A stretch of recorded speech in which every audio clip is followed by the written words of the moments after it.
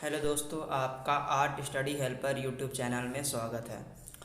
Lesson 1 हम लोग पूरा कर चुके थे। इसके बाद लेसन 1 में हम लोग ने शीत युद्ध के बारे में पढ़ा था, जिसमें दो महाशक्तिशाली के बीच में वार्तालाप हुई थी। एक अमेरिका और एक दूसरा है सोवियत संघ। ठीक है, तो यहाँ पास हम लोगों ने देख लिया था कि सोवियत संघ और अमेरिका के बीच में महाशक्तिशाली बनने की होड़ स्टार्ट हुई थी। परंतु ये होड़ समाप्त कब होती है ये हम लोगों ने नहीं पढ़ा था। हम लोगों ने इतना पढ़ लिया था कि ये युद्ध कैसे स्टार्ट होता है, शीत युद्ध, परंतु शीत युद्ध कैसे ख़त्म होता है इसके बारे में जानकारी प्राप्त नहीं की थी। ये पूरी की पूरी जानकारी पार्ट 2 में है। जैसे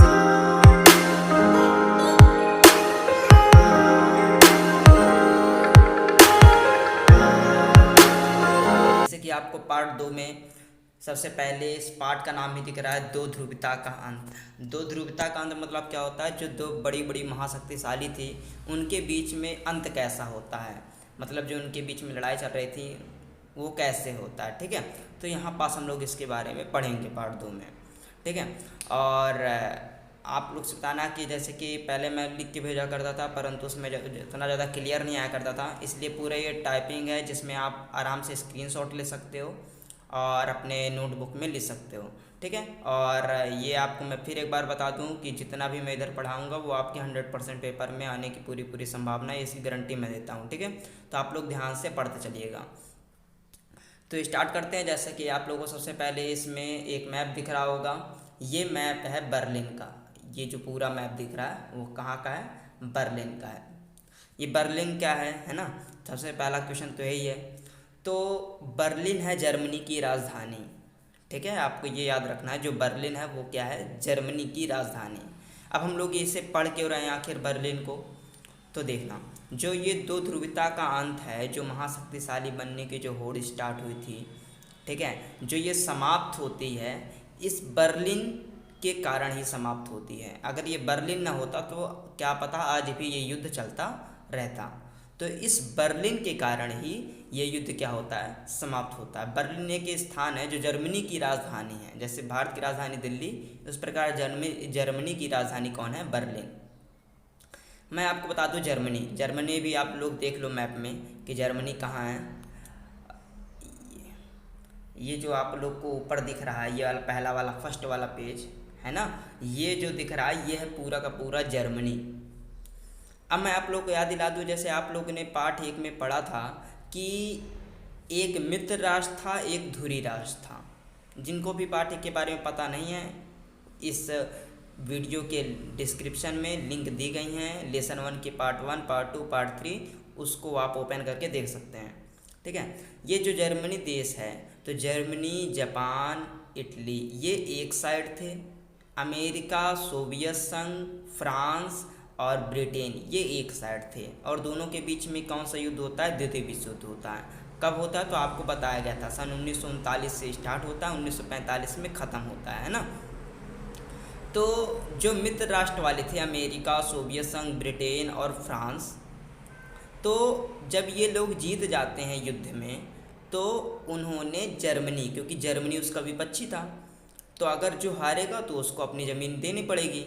तो अमेरिका, ब्रिटेन, फ्रांस और जो यहाँ सोवियत संघ था, इन्होंने जर्मनी को लेने की ठानी।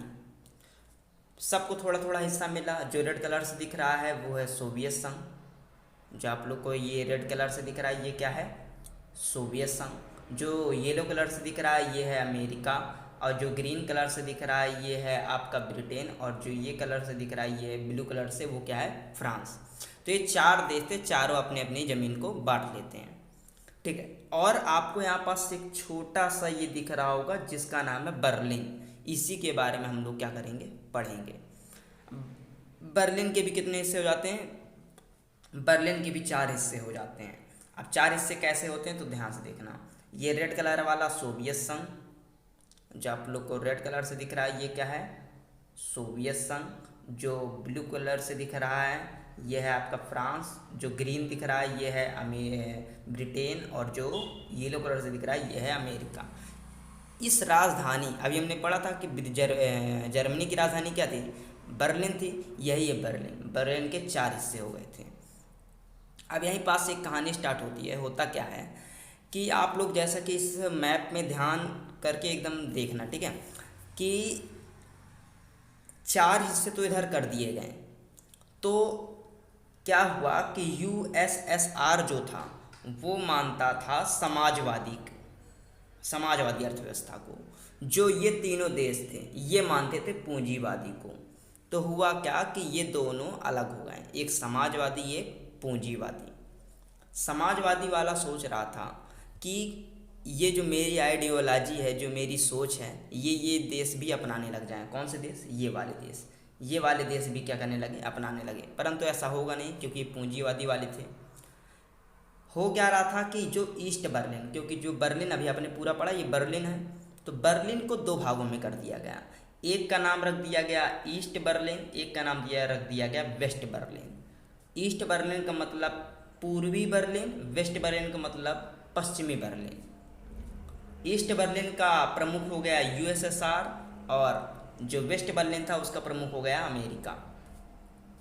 यूएसएसआर क्या था कि यहाँ पास संसाधन था तो बर्लिन ही, परंतु यहाँ पास संसाधन ईस्ट बर्लिन में उतने अच्छे संसाधन कमाई के नहीं थे कि अधिक से अधिक लोग कमा सके। जो अधिकतम फैक्ट्रियाँ थी वेस्ट बर्लिन में थी। तो यहाँ की जनसंख्या कमाने के तौर पर ईस्ट बर्लिन से वेस्ट बर्लिन जाने लग गए। वेस्ट बर्लिन में जाके वहाँ पास अपने जीवन यापन करने लगे, वहीं पास अपना घर बसा लिए, मतलब पूरा का पूरा वहीं पास शिफ्ट होने लग गए। तो ईस्ट बर्लिन में एक 1961 में नेता थे निकिता क्रुश्चेव। तो निकिता क्रुश्चेव ने सोचा कि अगर इसी प्रकार जनता जाती रहेगी तो हमारे यूएसएसआर, जो यूएसएसआर के हाथ में आता था ईस्ट बर्लिन, यहाँ की जीडीपी तो कमज़ोर हो जाएगी। तो इसको रोकने के लिए, अब आपको यहाँ पास बहुत बड़ा टर्म है, इसको रोकने के लिए उसने क्या कर दिया, यहाँ पास 1961 में, आपको मैं एक बार मिटा रहा हूँ, यहाँ पास पूरे के पूरे जगह पर दीवार खड़ी करवा दी। ये बहुत बड़ा टर्म है कि यहाँ पास पूरा दीवार खड़ी करवा दी कि अब कोई भी जनता इस पार से उस पार नहीं जाएगा। परंतु जनता कहाँ से मानने वाली थी? जनता क्या हो कि कहीं दीवार तोड़ कर चली आती थी, है ना। कुछ लोग तो एरोप्लेन से चले आते थे, कुछ लोग ट्रेन से चले आते थे, तभी पर जनता का जो आवागमन था वो रुका नहीं। और एक सबसे बड़ी घटना है कि एक व्यक्ति ने तो वहाँ की आर्मी कार चुराई, और कार चुराने के बाद दीवार को तोड़ते हुए अंदर चला गया। और जैसे ही, अब देखो होता क्या था कि यहाँ से मान लो एक कार वाला आर्मी वाला यहाँ पास से एंटर कर गया दीवार तोड़कर, ठीक है। तो वेस्ट बर्लिन वाले लोग क्या करते थे, जो यहाँ सैनिक लगे रहते थे, जब कोई आदमी आता था ईस्ट से वेस्ट की तरफ तो उसे आराम से आने देते थे। ये लोग सिपाही लोग ईस्ट बर्लिन के सिपाही तरफ क्या चलाने लगे, गोलीबारी करना चालू कर दिए। तो यहाँ पास जनता आसानी से आ जाया करती थी। यूएसएसआर को ये बहुत बुरा लग रहा था। यूएसएसआर सोच रहा था कैसे रोका जाए, कैसे रोका जाए। तो इसने क्या कर दिया, दीवार की ऊंचाई और बढ़ा दी। तब भी पर कुछ होने वाला नहीं था, तभी पर जनता इस पार से उस पार आती जाती रह गई, ठीक है। तो फिर आगे चलकर क्या हुआ कि एक व्यक्ति आते हैं जिनका नाम है गुंटर, जो आपको इधर दिख रहे हैं, इनका नाम है गुंटर। तो इन्हें बोला गया कि आप दोनों ईस्ट बर्लिन तथा वेस्ट बर्लिन के बीच में वार्तालाप करनी थी, कि लोगों को आने जाने दिए, इसके समझौता के लिए वार्तालाप करनी थी। इन्हें एक रिपोर्ट दी जाती है, इनको पूरा पढ़ने के लिए और जनता को सुनाने के लिए कहा जाता है। तो उस रिपोर्ट में लिखा हुआ था कि अब हम जनता को एक ईस्ट बर्लिन से वेस्ट बर्लिन और वेस्ट बर्लिन से ईस्ट बर्लिन आने जाने देंगे। परंतु उसमें एक नियम लिखा हुआ था कि वीज़ा के तहत, तो जब इस गुंटर व्यक्ति को दिया गया इसे पढ़ने के लिए, सुनाने के लिए, तो उसने पूरा नहीं पढ़ा। इसने इतना पढ़ लिया कि अब यह नियम लागू होता है कि ईस्ट बर्लिन वाले व्यक्ति वेस्ट बर्लिन में जा सकते हैं, वेस्ट बर्लिन वाले व्यक्ति ईस्ट बर्लिन में जा सकते हैं। इतना पढ़ा और इसके आगे ज़्यादा जानकारी नहीं ली, उसने नहीं पढ़ा, छोड़ दिया। तभी एक रिपोर्टर आता है और गुंटर से पूछता है कि क्या यह नियम आज से ही लागू होता है। ये मैं बात कर रहा हूँ कब की, तो याद रखना 8 नवंबर सन 1989 की। कब की बात कर रहा हूँ? 8 नवंबर 1989 की, ठीक है। तो 8 नवंबर 1989 को यह वार्तालाप होती है और एक मीडिया का व्यक्ति पूछता है कि क्या ये नियम आज से ही लागू होता है। तो गुंटर के मुंह से जल्दी जल्दी में निकला है, हाँ ये नियम आज से ही लागू होता है, अब किसी प्रकार की रोक टोक नहीं की जाएगी। परंतु ऐसा नहीं था। यूएसएसआर ने बोला था अब आने जाने दिया जाएगा, परंतु क्या वीजा लगेगा, मतलब एक देश से दूसरे देश ऐसा वीजा लगेगा, परंतु इसने ऐसा कुछ नहीं बोला। तभी 8 नवंबर 1989 को रात को सभी जनता क्या हो गई, इकट्ठा हो गए और उन्होंने क्या कर डाला, उन्होंने पूरी दीवार जो खींची हुई थी पूरे वेस्ट बर्लिन, ईस्ट बर्लिन और वेस्ट बर्लिन को अलग करने के लिए जो दीवार यूएसएसआर ने खींची थी, ये पूरा आपको दिख रहा होगा। ये देखिए यहाँ पास कुछ व्यक्ति इसको तोड़ने में लगे हुए हैं, नीचे भी इस प्रकार तोड़ने में लगे हुए हैं, भगदड़ मची हुई है। ठीक है, तो इस प्रकार रातों रात ही इकट्ठा हो गए लोग, दीवार को तोड़ना स्टार्ट कर दिया और 9 नवंबर 1989 को ही यह दीवार पूरी की पूरी तरह टूट गई, है ना। आपको इतना समझ में आ गया कि बर्लिन की दीवार कब बनी, 1961, टूटी कब, 1989। ये आपको 2 डेट याद रखनी है। बनी कब, एक बार रिपीट कीजिएगा, बनी 1961 में निकिता क्रुश्चेव के समय पर, और टूटी कब, 1989। 9 नवंबर भी बोल सकते हो, 9 नवंबर 1989 को दीवार टूट गई। किसने तोड़ा, तो ये तोड़ा किसने, जनता ने। अब यहाँ पास याद रखना कि ये दीवार बनी कितने समय में, तो याद रखना रात को 8 बजे से सुबह, जब यहाँ मान लो कि हम लोग के घर है, हम लोग घर में सो रहे हैं और सुबह हम लोग सामने देखे तो एक दीवार खड़ी थी ऐसा, तो रातों रात ये एक दिन में दीवार बनाई गई थी। इसी प्रकार इसका बुरा हाल भी हुआ, टूटी भी कैसे, ये रातों रात एक दिन में टूट भी गई। तो जैसे जितनी जल्दी ये बनी उतनी जल्दी ये टूट भी गई। यहाँ पास सारी जनता लोग इकट्ठा हो रहे हैं, है ना। अब आते हैं अपन लोग लेसन में। तो बर्लिन की दीवार के बारे में इतना चीज़ें आपको समझ में आ गई होंगी, तो बनी कैसे ये, है ना। चलिए यहाँ पास अब टर्म आपको याद करते चलना है। जर्मनी की राजधानी, जर्मनी की राजधानी कौन थी, जर्मनी की राजधानी थी बर्लिन। बर्लिन की दीवार, अब जो बर्लिन की दीवार खींची गई थी, कहाँ पास खींची गई थी, मतलब एक बार फिर से मैम में दिखा रहा हूँ, ये है बर्लिन की दीवार, ये है बर्लिन की दीवार। ठीक है, तो बर्लिन की दीवार पूंजीवादी तथा समाजवादी दुनिया का विभाजन थी, क्योंकि इधर लोग पूंजीवादी थे, इधर के लोग कैसे थे, समाजवादी थे। तो जो ये दीवार थी ये किसका प्रतीक थी, समाजवादी पूंजीवादी के विभाजन का प्रतीक थी। तीसरा पॉइंट है, बर्लिन की दीवार जो थी, जो ये आपको बर्लिन की दीवार दिख रही है, उसकी जो लंबाई थी 155 किलोमीटर थी। लंबाई कितनी थी, 155 किलोमीटर। फिर इसके बाद 1961 में बर्लिन की दीवार को खड़ी किया गया था। 1961 में बर्लिन की दीवार खड़ी की गई थी, और किसने खड़ी करवाया था, तो याद रखना है निकिता क्रुश्चेव ने खड़ी करवाया था।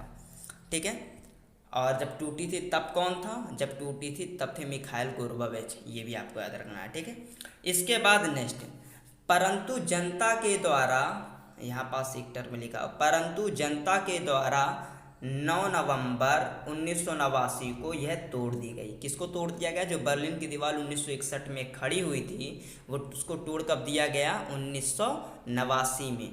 9 नवंबर 1989 में क्या कर दिया गया, जनता के द्वारा ही तोड़ दिया गया। परिणाम क्या हुआ, मतलब जब दीवार टूट गई तो उसके क्या क्या परिणाम हुए, तो परिणाम देखना, यह जर्मनी के एकीकरण की शुरुआत हुई। अब ये आप लोग हमें बताओ, एक बार देखते हैं, देखना इधर, ये था पूरा का पूरा जर्मनी।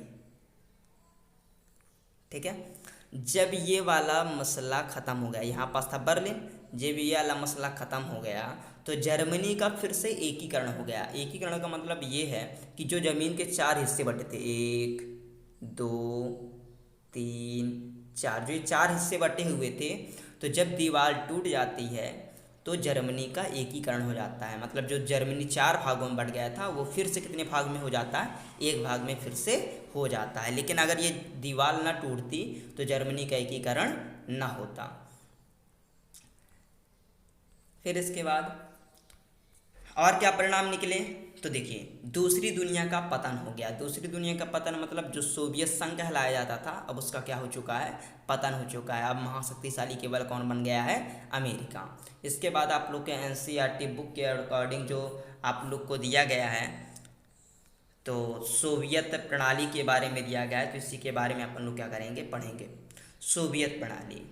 अब ये सोवियत प्रणाली है क्या, मैं आपको पहले थोड़ा सा एकदम हिंदी में डिटेल समझा दूँ। सोवियत प्रणाली का मतलब जब आप इधर पढ़ोगे पूरी सोवियत प्रणाली तो आपको पता चलेगा कि जो सोवियत संघ था वो बना कैसे था और कितने देशों से मिलकर बना था। क्या पढ़ोगे सोवियत प्रणाली में कि सोवियत संघ बना कैसे था और कितने देशों से मिलकर बना था। ठीक है, तो यहाँ पास आपको पूरी लिस्ट दी गई है। तो देखो सोवियत जो संघ था पूरा का पूरा,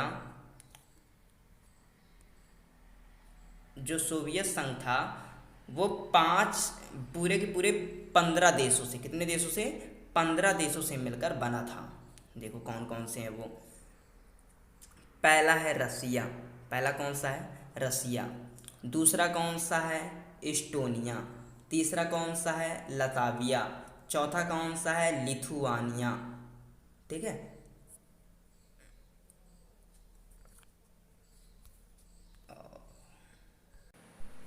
तो कौन कौन से देश थे, तो आपको याद रखना है सोवियत प्रणाली। क्या क्या पढ़ेंगे सोवियत प्रणाली में कि सोवियत संघ बना कैसे, इसमें कितने देश शामिल थे, सोवियत संघ के पास क्या क्या शक्ति थी, क्या क्या दोष थे, मतलब कुल मिला के सोवियत संघ के बारे में हम लोग पढ़ेंगे कि सोवियत संघ में क्या क्या था। तो आपको सबसे पहले इस सोवियत प्रणाली को पढ़ने से पहले आपको एक शब्द याद रखना है, सोवियत संघ। हम लोग पाठ 1 में भी शब्द यूज कर रहे थे, पार्ट 2 में भी यूज करेंगे। तो जो सोवियत संघ है उसमें संघ का मतलब क्या होता है, बहुत सारे लोग होंगे। तो इसमें कितने देश शामिल थे, 15 देश शामिल थे।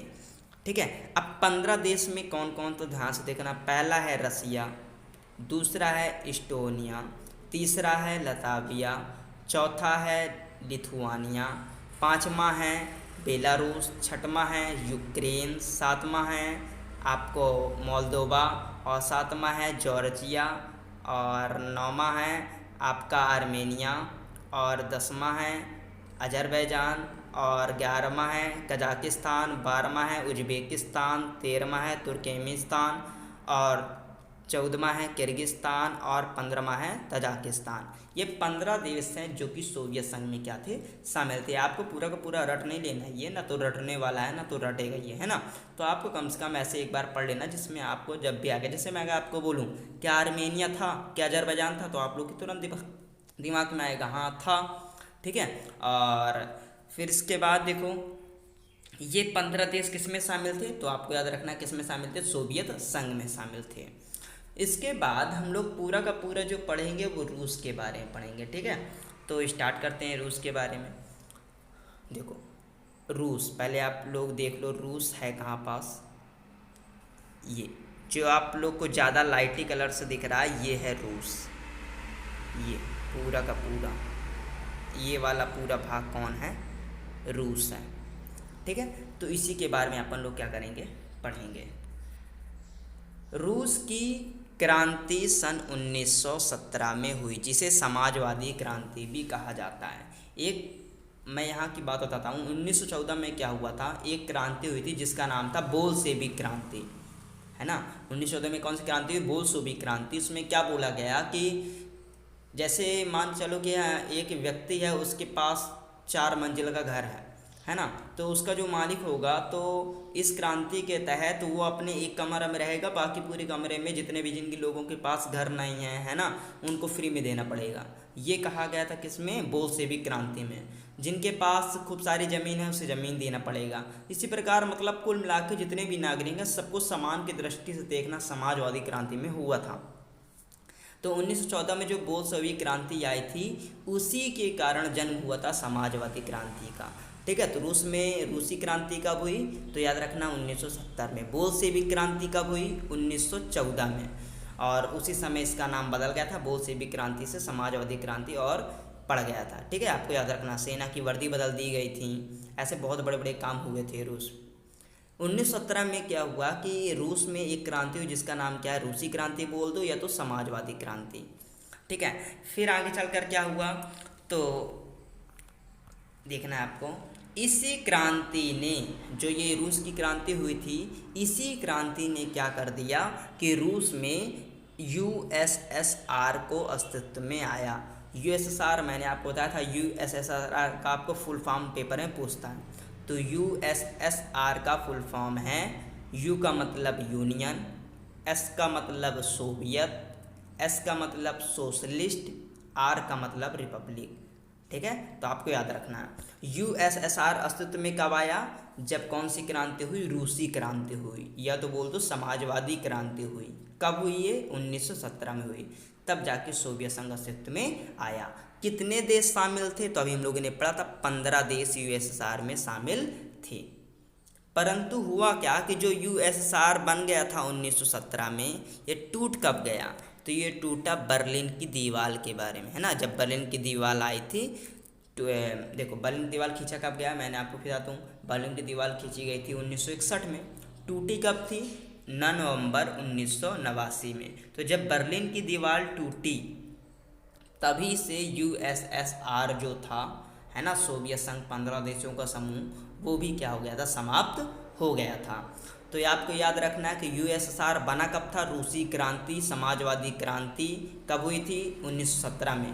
तो सोवियत संघ तो बन गया, लेकिन सोवियत संघ टूटा और बर्लिन की दीवार, दोनों कब टूटी? तो याद रखना, बर्लिन की दीवार जब टूट जाती है तो दूसरी दुनिया का अंत हो जाता है। अभी हम लोगों ने पढ़ा था। तो दूसरी दुनिया कौन था? सोवियत संघ था। क्यों? क्योंकि सबसे ज़्यादा पैसा किसके पास था? अमेरिका के पास। और दूसरे नंबर का अर्थव्यवस्था किसकी थी? दूसरे नंबर की अर्थव्यवस्था थी सोवियत संघ की। इसलिए जब बर्लिन की दीवार टूट गई तो सोवियत संघ भी क्या हो गया? समाप्त हो गया।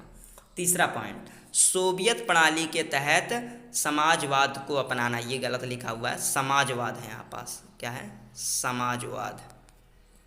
ठीक है, सोवियत प्रणाली के तहत समाजवाद को अपनाना तथा पूंजीवाद का विरोध करना था। मतलब जो सोवियत संघ के लोग होते थे, तो सोवियत से आप लोग याद रखो समाजवादी, तो सोवियत मतलब समाजवादी, तो ये तो समाजवादी थे।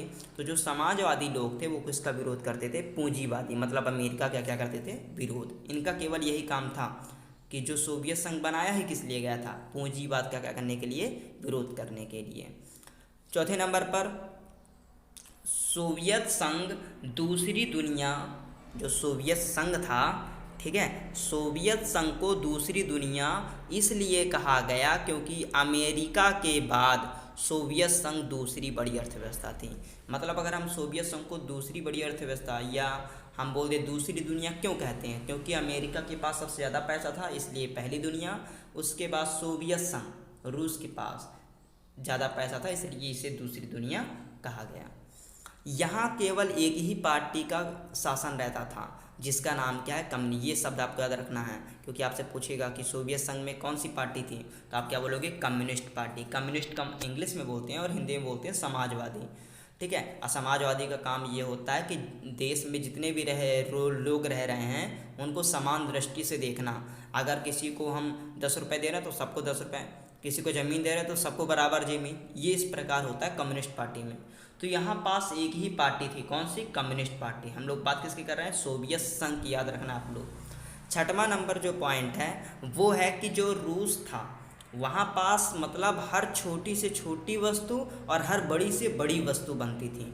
मतलब यहाँ सुई से लेकर हर, सुई से मतलब क्या होता है? हर छोटी से छोटी, और कार तक मतलब बड़ी से बड़ी, छोटी से छोटी से लेकर बड़ी से बड़ी वस्तुओं का उत्पादन किया जाता था। कहाँ पास? तो याद रखना है आपको, सोवियत संघ में। मतलब हर छोटी छोटी वस्तु बनती थी और हर बड़ी से बड़ी वस्तु भी कहाँ बनती थी? सोवियत संघ में बनती थी। तो आपको सोवियत संघ में बहुत सारी बातें याद हो गई, है ना। मैं आपको एक एक करके फिर एक बार डिटेल्स बता रहा हूँ, आप ध्यान सुनना। ये आपको बात याद रखनी है। अगर आपसे पूछता है कि सोवियत संघ की विशेषता लिखिए, तो सोवियत संघ की विशेषता आपको याद रहना चाहिए। पहला कि रूस की क्रांति से ही यूएसएसआर का जन्म हुआ।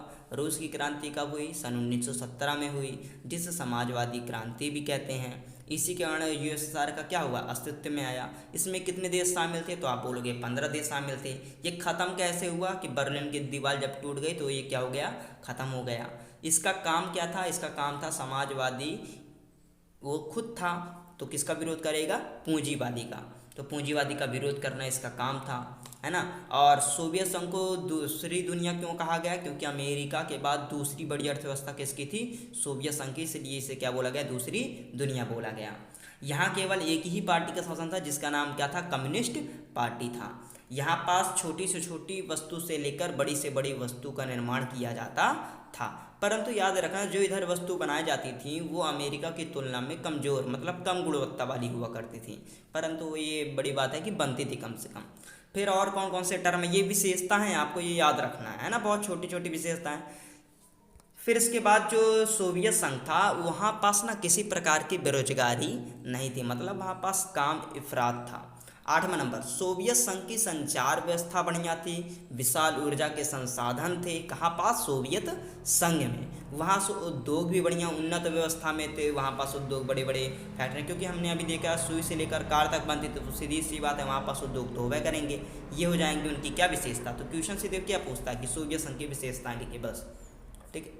तो सोवियत संघ की विशेषता ये सारी की सारी हो गई 15 ये है ना, ये आपको लिखते चलना। फिर इसके बाद 10वें नंबर पर, परंतु जो वस्तुएं बनाई जाती थी कहाँ पास, सोवियत संघ में जो वस्तुएं बनाई जाती थी वो अमेरिका की तुलना में कम गुणवत्ता वाली होती थी। 11वां नंबर, संपत्ति तथा भूमि पर राज्य का स्वामित्व होता था। आपको याद होगा कि जो सोवियत संघ था वो कौन सी अर्थव्यवस्था वाला था, समाजवादी अर्थव्यवस्था वाला। समाजवादी का काम ये होता है कि वहाँ पास ना किसी निजी व्यक्ति का स्वामित्व नहीं होता है। जैसे एक एग्जांपल देते हैं, जैसे आपका घर है वो, ठीक है, आप जिस घर में रहते हो वो आपका घर है, आपके पिताजी का घर है, ठीक है, तो आप चाहे उस घर में जो करो, है ना, वो आपकी इच्छा। परंतु अगर आप रूस जैसे देशों में रह रहे हैं, अगर वहाँ पास आपका कोई घर है तो वो आपका घर तो है, परंतु अगर सरकार को ज़रूरत पड़ेगी तो उस घर को ले लेगा और आप कुछ भी न कर सकोगे। तो यहाँ पास 11वां नंबर पॉइंट ये बोल रहा है आपसे, संपत्ति तथा भूमि पर राज्य का स्वामित्व होता था। स्वामित्व नहीं, गलत है, राज्य का स्वामित्व होता था, ठीक है, राज्य का क्या होता था, स्वामित्व, राज्य का स्वामित्व होता था, ठीक है। तो आपको ये टर्म याद रखना। इतनी सारी विशेषता हो गई, आप चाहे आराम से विशेषता ले सकते हो, ठीक है। फिर इसके बाद है दोष, ये मतलब इसमें बुराइयां क्या क्या थी। अब ये देखना, बुराइयां अभी हम लोगों ने क्या पढ़ ली, विशेषता, अब पढ़ेंगे दोष। तो पहला नंबर दोष है, सोवियत प्रणाली के कारण सोवियत संघ सत्तावादी होता गया और नागरिकों का जीवन कठिन होता चला गया। हुआ क्या, अब आप ये बताओ, अगर एक ही पार्टी शासन करे तो क्या वो एकदम सही सही काम करेगा, नहीं, है ना, सही काम नहीं करेगा, मतलब जो नागरिक होंगे उनका जीवन क्या हो जाएगा, जीवन जीना कठिन होता चला जाएगा। तो सोवियत प्रणाली में हुआ क्या कि सोवियत संघ में सत्तावादी होता चला गया और नागरिकों जीवन क्या होता चला गया, कठिन होता चला गया, ठीक है।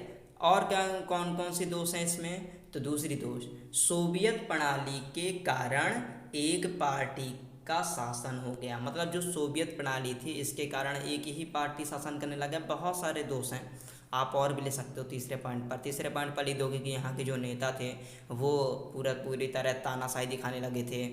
तीसरी दोष से लिख दोगे कि यहाँ के जो नेता थे वो अपनी जनता पर ध्यान नहीं देते थे। फिर लिख दोगे कि सोवियत संघ का केवल एक ही काम था कि अमेरिका को नीचा दिखाना, उसी में पूरा का पूरा आर्थिक पूरा पैसा इन्वेस्ट कर देता था, परंतु जनता पर पैसा इन्वेस्ट नहीं करता था। जनता पर जब पैसा इन्वेस्ट नहीं करेगा तो यहाँ के नागरिकों को क्या होगी, परेशानी होगी, ठीक है। तो ये सब क्या हो जाएंगे, सोवियत संघ के दोष हो जाएंगे।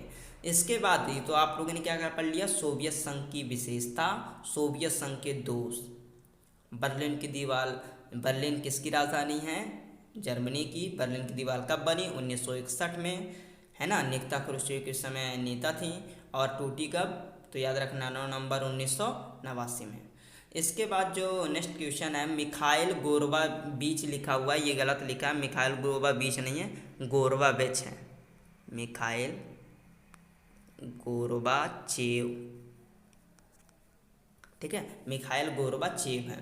तो मिखाइल गोर्बाचेव के कारण सोवियत संघ का विघटन कैसे हो, बहुत इंपॉर्टेंट क्वेश्चन है। मैं आपको ये क्वेश्चन इसलिए लिख रहा हूँ क्योंकि देखो पाठ तो ठीक है, इसी से क्वेश्चन बनेंगे, यही पाठ भी है, इसीलिए अपन लोग क्वेश्चन भी क्लियर करते चलते हैं और पाठ भी क्लियर करते चलते हैं, ठीक है। तो क्वेश्चन क्या है, मिखाइल गोर्बाचेव के कारण सोवियत संघ का विघटन कैसे हुआ। आप लोग से मैं एक बार फिर बता रहा हूँ कि आप लोग के लिए मैं मेहनत कर रहा हूँ और लगभग इससे जितने भी आप लोग स्लाइड देख रहे हो इसे लिखने बस में मुझे लगभग 4 से 5 घंटे लग गए हैं, ठीक है। तो वीडियो का ऐसा नहीं कि 1-2 मिनट तक देखे और इसके बाद बंद कर दो, वीडियो को जितना बना जाए आप उसे पूरा देखो, है ना। आपका सब्सक्राइब अगर नहीं किया तो सब्सक्राइब कर लो, उसमें आपको कोई किसी प्रकार का पैसा नहीं लगना है, ठीक है। सब्सक्राइब कर लो, शेयर कर दो दोस्तों तक जिसमें वो भी पढ़ना स्टार्ट कर दें, है ना। तो आप लोग थोड़ा वीडियो को पूरा देखा करो, आप लोग 2 मिनट 3 मिनट देखते हो, हालांकि मेरी भी कुछ गलती थी कि उसमें ज़्यादा डिटेल समझ में नहीं आता था, परंतु अब समझ में आता होगा। ठीक है, तो वीडियो को पूरा देखा करो, आप ही लोग के लिए बनाया जाता है ये। फिर इसके बाद देखो मिखाइल गोरबा, जो ये इधर गलत लिखा है, मिखाइल गोरबाचेव लिखा है, मिखाइल गोरबाचेव है। मिखाइल गोरबाचेव के कारण सोवियत संघ का विघटन कैसे हुआ, ये इस बार भी पेपर में आएगा और आप लोग के में भी पेपर में आएगा, याद रखना। मिखाइल गोरबाचेव के कारण सोवियत संघ का विघटन कैसे हुआ, तो मैं आपको पहले इनकी इमेज दिखा रहा हूँ। देखो ये है मिखाइल गोरबाचेव, ठीक है। अब इसको समझना, एक कहानी है। मिखाइल गोरबाचेव सन 1980 के दशक में आते हैं। 1985 में, आपको याद रखना है, 1985 में सोवियत संघ के क्या बनते हैं, महासचिव। सोवियत संघ तो आप लोग समझ चुके हो, एक संगठन था, उसके महासचिव मतलब मेन लीडर बनते हैं। मेन लीडर कौन बनता है, मिखाइल। मतलब ये पूरा का पूरा मान लो सोवियत संघ है, तो इसका कोई ना कोई तो लीडर होगा, तो उसके लीडर कौन बने, मिखाइल गोरबाचेव। तो मिखाइल गोरबाचेव को सोचना था कि क्या किया जाए कि जो अमेरिका पूंजीवादी है और हम समाजवादी हैं, तो हम क्यों ना आपस में सब तालमेल बिठा लें और आपस में सब लोग व्यापार करने लग गए। ऐसी की सोच थी मिखाइल गोरबाचेव की, ऐसी क्या थी, सोच थी कि हम लोग क्या करें, विदेशों संबंध बनाएं और अपना व्यापार करें, अपनी आर्थिक व्यवस्था के बढ़ाने की ओर ध्यान दें, ना कि लड़ाई की तरफ। मतलब इनकी कहीं ना कहीं सोच, जो आइडियोलॉजी है, इनकी जो थिंकिंग है, बहुत अच्छी है। मतलब इनकी जो सोच है कि हम क्या करें कि लड़ाई के बजाय क्या करें, अपनी अर्थव्यवस्था को देखें और अपने अपने देश के नागरिकों को देखें, ऐसे इनकी सोच थी। तो यहाँ पास वही बोल रहा है, लेकिन देखो क्वेश्चन क्या पूछ रहा है कि मिखाइल गोरबाचेव ने सोवियत संघ को कैसे तोड़ने में मदद की। मतलब जोड़ना नहीं, तोड़े, इन्होंने क्या किया, तोड़ा। अब कैसे तोड़ा, तो एक एक करके समझते चलते हैं, देखना। देखो मिखाइल गोरबाचेव ने व्यवस्थाओं को सुधारना चाहा, ये पहला पॉइंट है कि मिखाइल जब गोरबाचेव चाहे सत्ता पर बैठे, तो उन्होंने क्या किया कि यहाँ की व्यवस्था को सुधारना चाह रहा। कहाँ की, सोवियत संघ की व्यवस्था को सुधारना चाहते थे। आगे क्या हुआ, मिखाइल गोरबाचेव, आपको समझते चलना है, 1980 के दशक में मिखाइल गोरबाचेव सोवियत संघ कम्युनिस्ट पार्टी के महासचिव बने। सुनना, ये कब आ गए गद्दी पर, 1980 के दशक में गद्दी पर बैठ गए। कहाँ की गद्दी पर, सोवियत संघ की गद्दी पर बैठ गए हैं। ये बन गए हैं सबसे बड़े लीडर। अब इनका काम है सोवियत संघ को संभालना। गद्दी पर बैठने के बाद इन्होंने क्या अपने दिमाग में लाया कि हमें क्या करना है कि सोवियत संघ की व्यवस्थाओं को सुधारना है। चलिए, सुधारने के लिए तीसरा पॉइंट, इन्होंने पश्चिम के देशों के साथ समान संबंध बनाने की कोशिश की। पश्चिम के देशों को मतलब, एक तो मैप मैं आपको दिख रहा हूँ, पश्चिम के देश आपको समझ में आ जाएगा।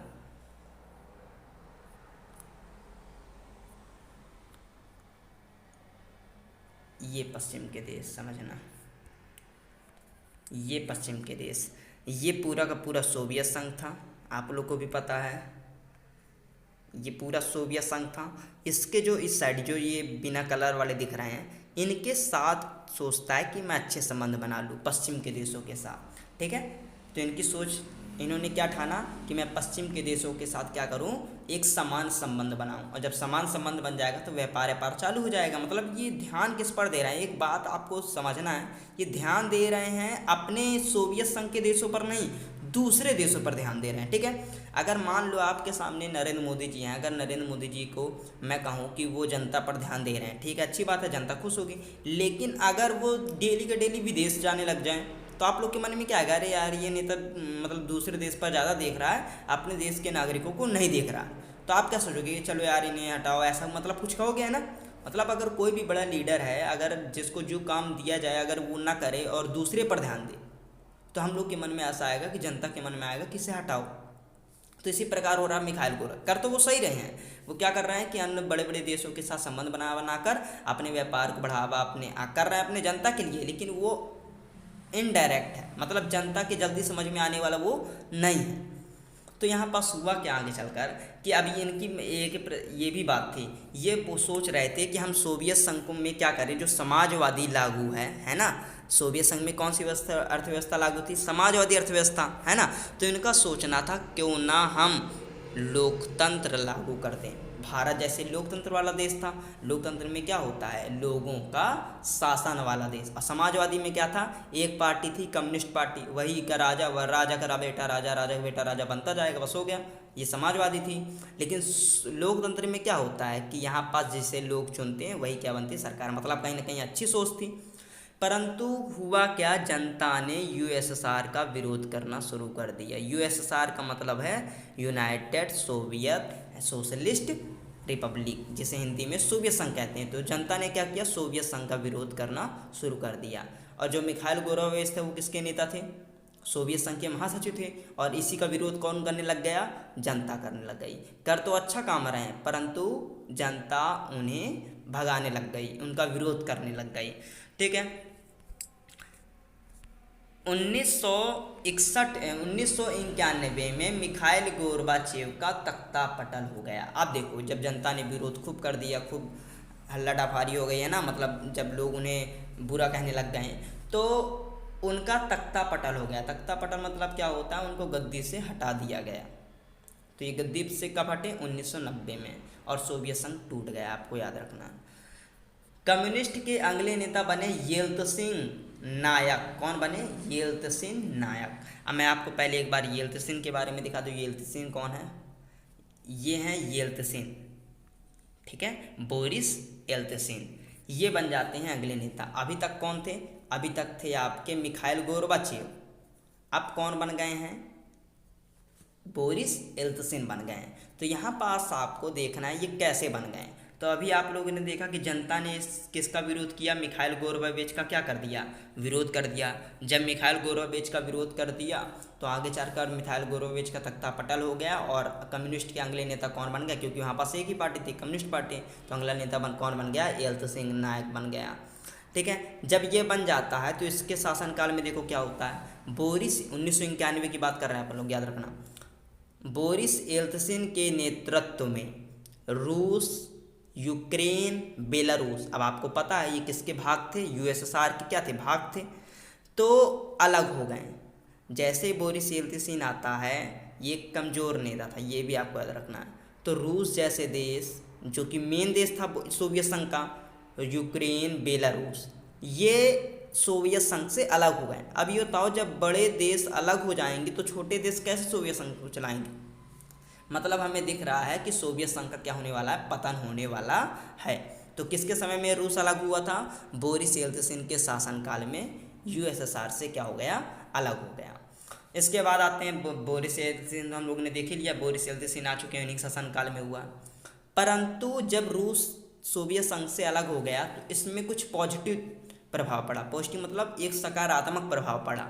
पहला प्रभाव देखो, पहला प्रभाव क्या पड़ा कि सोवियत संघ जब रूस जो सोवियत संघ से जब रूस अलग हो गया तो एकमात्र परमाणु शक्ति संपन्न देश का दर्जा रूस को मिला। मतलब क्या बोल रहा है कि जब सोवियत संघ से, ये है मान लो सोवियत संघ, जब सोवियत संघ से रूस क्या हो गया, अलग हो गया, जब सोवियत संघ से रूस अलग हो गया तो क्या हुआ कि रूस को परमाणु शक्ति संपन्न देश का दर्जा मिल गया, और वो भी एकमात्र।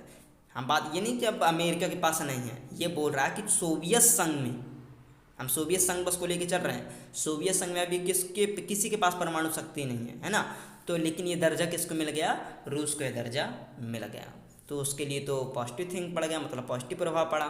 और क्या प्रभाव पड़ा, तो उसने जब वो सोवियत संघ से अलग हो जाता है तो बोलता है आगे चलकर, अमेरिका तथा रूस ने परमाणु शक्ति का निशस्त्रीकरण मतलब ये होता है कि ख़त्म करने।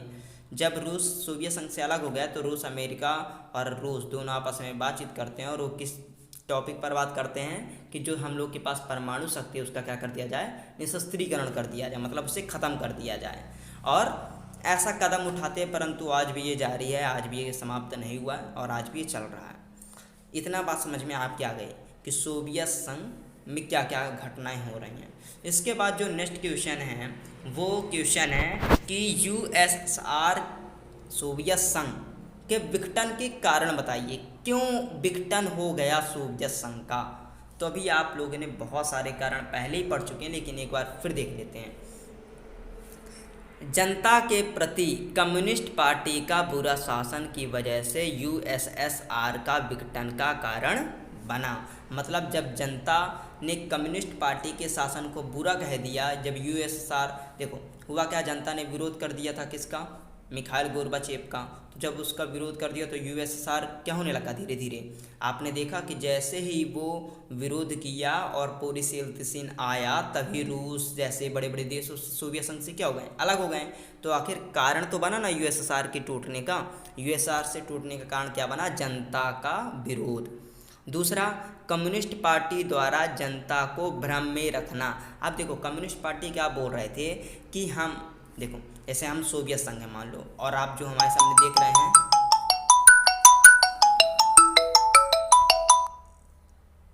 जो दूसरा पॉइंट है वो क्या बोल रहा है कि कम्युनिस्ट पार्टी द्वारा जनता को भ्रम में रखना। कम्युनिस्ट पार्टी द्वारा जनता को भ्रम में रखना का मतलब इधर ये है कि जो इधर जैसे बोरिस येल्त्सिन आए, मिखाइल गोर्बाचेव आए, ये सोवियत संघ के महासचिव हुआ करते थे। तो इनका कहना था जनता को भ्रम, उस समय टीवी भी तो ज़्यादा चलते नहीं थे, है ना। तो जनता को बोला करते थे कि हम अमेरिका से आगे हैं, हम अमेरिका से आगे, ऐसे बोला करते थे जनता को। तो जनता को लोग क्या करता था कि हम लोग अमेरिका से बहुत ज़्यादा आगे हैं, मतलब उनको अंदर ही अंदर बुरी फीलिंग करवा रहे थे, मतलब सब उनसे झूठ बोल रहे थे। परंतु जब वहाँ की जनता को पता चला कि ये हमारे नेता हमसे झूठ बोल रहे हैं, तो यूएसएसआर के विघटन का क्या बन गया, कारण बन गया। ठीक है। तीसरा पॉइंट, सोवियत संघ का कहना था कि हम अमेरिका से ज़्यादा विकास कर रहे हैं। सोवियत संघ क्या बोल रहा है कि अमेरिका से क्या कर रहे हैं, ज़्यादा विकास कर रहे हैं, लेकिन असलियत तो हम लोग जानते हैं कौन ज़्यादा विकास कर रहा है ना। सोवियत संघ कम विकास कर रहा था और अमेरिका ज़्यादा विकास कर रहा था। परंतु यहाँ के नेता क्या बोल रहे थे कि हम लोग ज़्यादा विकास कर रहे हैं, वो कम विकास कर रहे हैं, जो कि विघटन का क्या बना, कारण। सत्ताधारियों द्वारा संसाधनों का दुरुपयोग किया गया। जो यहाँ के पास के नेता थे, उन्होंने जनता पर ध्यान नहीं दिया कभी भी, वो हमेशा सेना पर ध्यान दिए, लड़ाई दंगे पर ध्यान दिए, बड़े बड़े परमाणु हथियार, है ना, परमाणु शक्ति पर हथियार दिए, हथियार खरीदे गए, इनमें पैसा इन्वेस्ट करते रह गए और यहाँ के उद्योग धंधे बंद होते चले गए। तो उन्होंने संसाधन का मतलब होता है जिनसे हम पूंजी कमा सकते हैं, उनका हमेशा दुरुपयोग किया। ठीक है। पैसे को हमेशा ऐसी जगह पर लगाया जहाँ पास हमें नहीं लगाना चाहिए था, जिनका कोई मतलब नहीं है वहाँ लगाने का। पूरी ज़िंदगी भर वहीं पास 1945 से लेकर 1990 तक पूरा पैसा ऐसी जगह पर इन्वेस्ट किया गया जिसका कोई मतलब नहीं था। तो यहाँ पास के सत्ताधारियों ने क्या किया, संसाधनों का दुरुपयोग किया, इसलिए यूएसएसआर क्या हो गया, टूट गया। सोवियत संघ में अमेरिका से बेहतर दिखाने के लिए नेताओं में बेफिजूल खर्चा किया करते थे। सोवियत संघ के जो नेता हुआ करते थे वो बोला करते थे हम अमेरिका से बहुत ज़्यादा आगे हैं। ठीक है। एक कहानी मैं आपको याद रखता हूँ, 9वीं में कहानी है कि एक राजा था फ्रांस का, ठीक है, लुई 16। वो जब गद्दी पर बैठा था तो क्या हुआ था कि उसकी शासन में ना, उसके जहाँ पर जिस महल में था उसका राजकोष एकदम खाली था, परंतु अपने फिजूल खर्ची, मतलब अपना प्रभाव दिखाने के लिए वो पैसा तब भी पर खर्चा था। उसके पास था नहीं कुछ भी, परंतु अपने महल की चमक, है ना, अपने ऐश और आराम की ज़िंदगी, इस पर हमेशा पैसा खर्च करता रहा। तो इसी प्रकार यहाँ के नेता भी थे, अपने बेफिजूल खर्ची कर रहे थे, परंतु जनता पर ध्यान नहीं दे रहे थे, जो विघटन का क्या बना, कारण। यहाँ पास हम लोग का लेसन 1 का जितना पार्ट खत्म होता है, और जो नेक्स्ट स्लाइड है वो आप लोग को किस में करा जाएंगी, पार्ट 2 में, और ये पार्ट 2 में लेसन क्या हो जाएगा, समाप्त हो जाएगा। आप लोग से एक बार फिर निवेदन है कि आप लोग अधिक से अधिक चैनल को सब्सक्राइब करें, क्योंकि सब्सक्राइब करने में आपका किसी प्रकार का पैसा नहीं लगना है, और वीडियो को जब देखो तो पूरा देखो, तभी जाके आपको समझ में आएगा। 1-2 मिनट देखने में समझ में नहीं आएगा। मिलते हैं नेक्स्ट वीडियो।